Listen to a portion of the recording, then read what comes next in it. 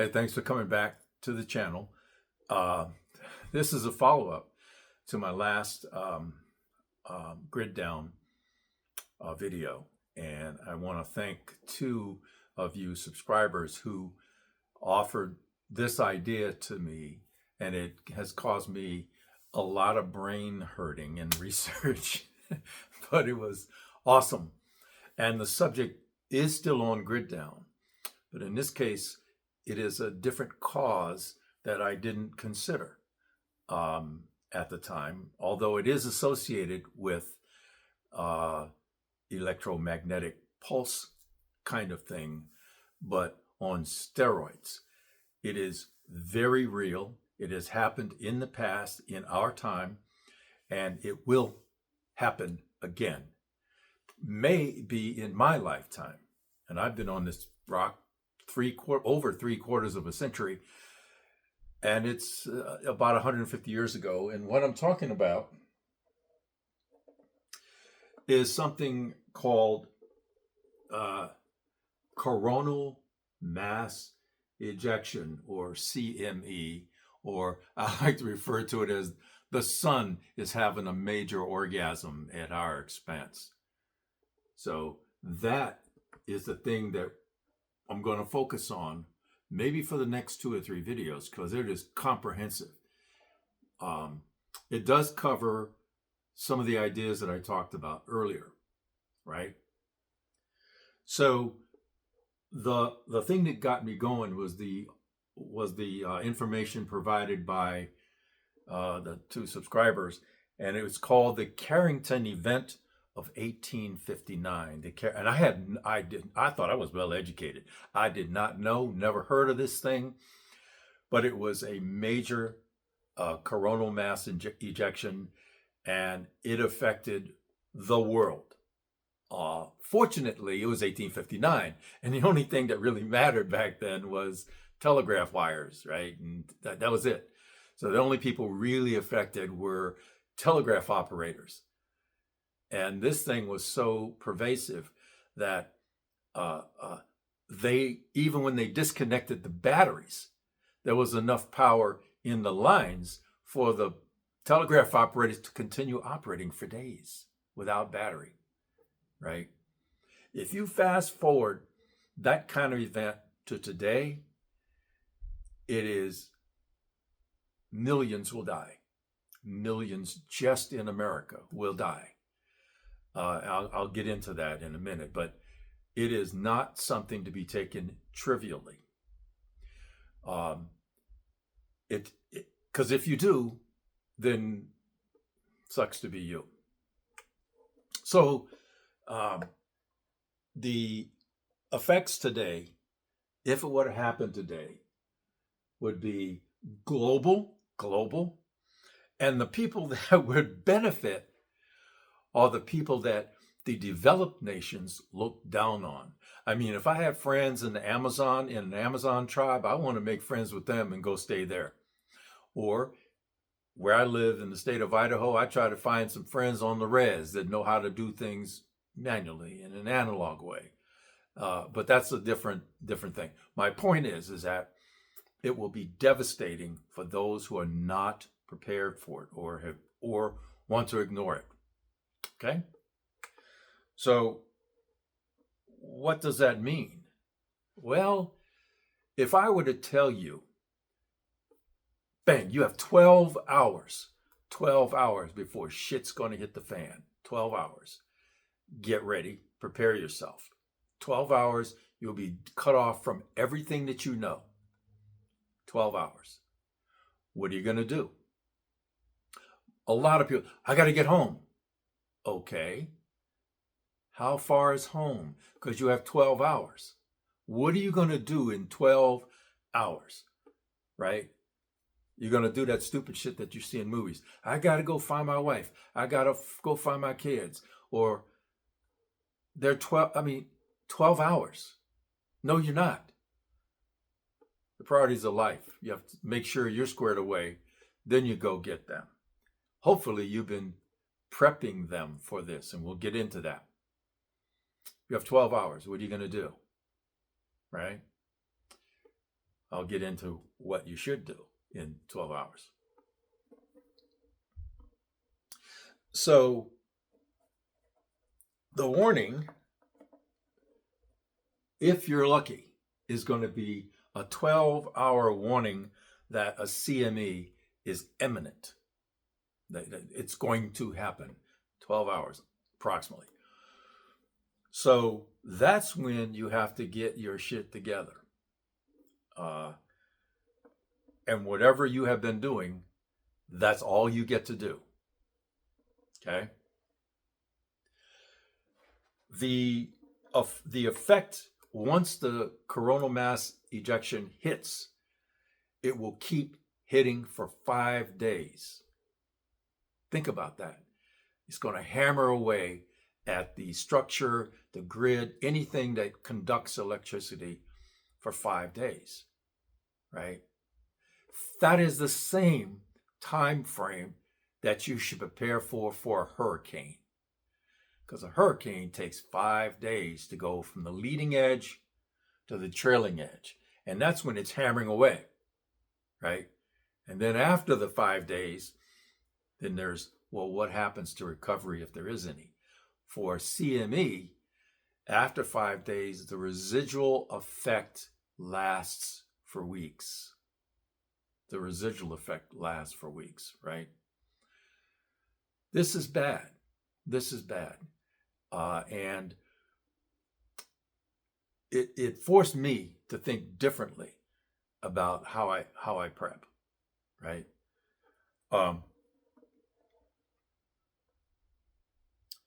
Recovery, that is recovery of what we knew as the grid, at the earliest is going to be 1 year. Most experts say 2 years. Think about that. Now, for me, as an example, I live in an apartment in an urban area. For me, I have 6 months of preps. 6 months. I just have to double that now. And it's taken me 10 years to get the 6. You see what I'm saying? So, I mean, you got to do what you got to do. And we'll talk about some of the social and other effects in another video. There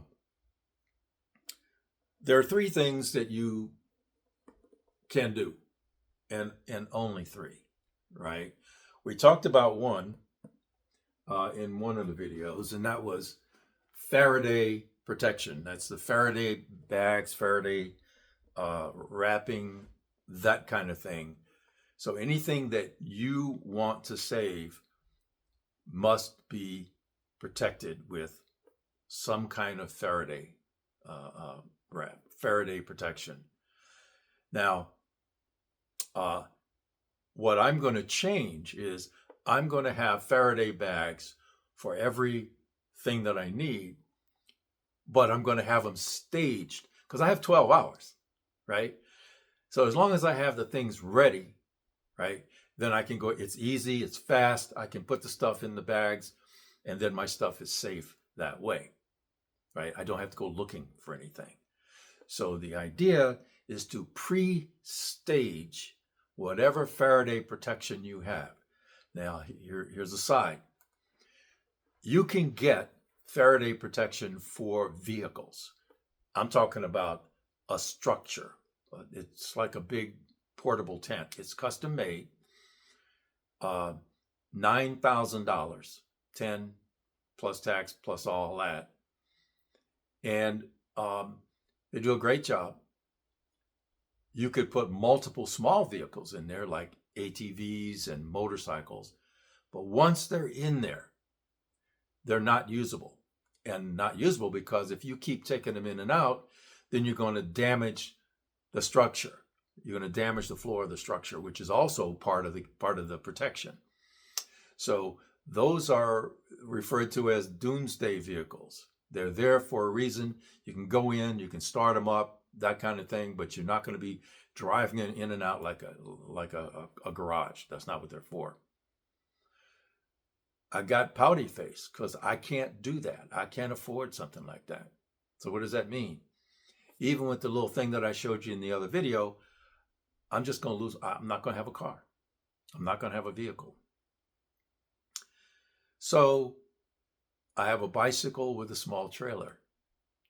That's my go-to, but we'll talk about alternatives in another video. So first thing, stage your Faraday protections where you have for solar panels, for example. I can keep my solar panels in a solar panel Faraday bag. I can keep them there and then take them out when I need them. But if I have 12 hours warning, get there, all of that stuff is going to go in there. A Faraday bag for the solar generator, it's going to go inside of its bag. And I showed you a couple small bags that I have for my other stuff, radios and all that. That's what I'm going to do. Now, if you have metal inside your body, you're fucked. If you have anything that's controlled by any kind of battery in your body, you're dead, because it's going to stop it. I shouldn't be laughing, but it's, it's just the way it's going to be. And unless you put yourself in a Faraday bunker, you're going to be affected, and it's not going to be pretty. And there's nothing anybody can do about it, because they won't be able to do surgery to fix it. The rich people, they have safe rooms and they have bunkers and all that kind of thing. And people in Midwest, in Tornado Alley, maybe they've hardened their bunkers. Maybe not. But unless they harden their bunkers, those tornado shelters, they're going to get screwed too. So that is something to think about. In that 12 hours, people are going to want to, they're going to have this thing called, I got to get there. I got to get there. I got to get there. Right? They got to get dead is what's going to happen. Picture this. Almost all commercial aircraft in the world now use fly-by-wire controls. There are no physical connections between the controls in the cockpit and the flight controls out on the wings and the stabilizer. What does that mean? That means that airplane is going to crash in an uncontrolled crash, and everybody on board is going to die because the pilots will not be able to do anything. Think about that. Now, policy should, if it's me, the last thing I'm going to do is get on any public transportation, bus, train, or aircraft for that reason, right? Oh, by the way, my urban assault vehicle, the Corvette, is fly-by-wire. There is no mechanical connection between the accelerator pedal and the carburetor, right? So it ain't going anywhere anyway. So what the heck? But seriously, don't start running to the airport or run into anywhere to get on anything, to go anywhere. You have 12 hours to get your act together, not 12 hours to go find somebody. You have 12 hours to execute your preparedness plan, right? Because if you go chasing after people, or I got to get home, let's think about that. You have 12 hours. How fast can you get home with the other 10 million people that are going to be on the road in your way? Because everybody's going to see the movie in their head, and what are they going to do? They're going to try to get on the road. I've seen that happen in Florida. It's stupid. And all that happens is they're going to be stuck on the road. Might as well have been in a blizzard. They'll be stuck on the road, and now they're going to have to walk. How far can you get in 12 hours? About 50 miles. About 50 miles. And that's if you're walking at a brisk pace. A brisk pace. Most people can't do that. That's 4 miles an hour, by the way. So you're not going to go far. Think about that. You have 12 hours. What do you do in 12 hours? Okay. That should be part of your plan, part of your thinking.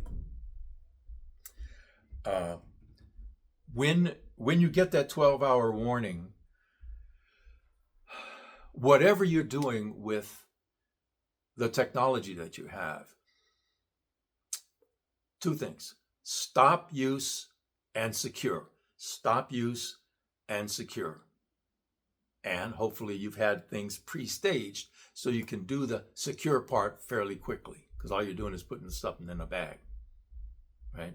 Stop use, then secure. How many people are going to do that?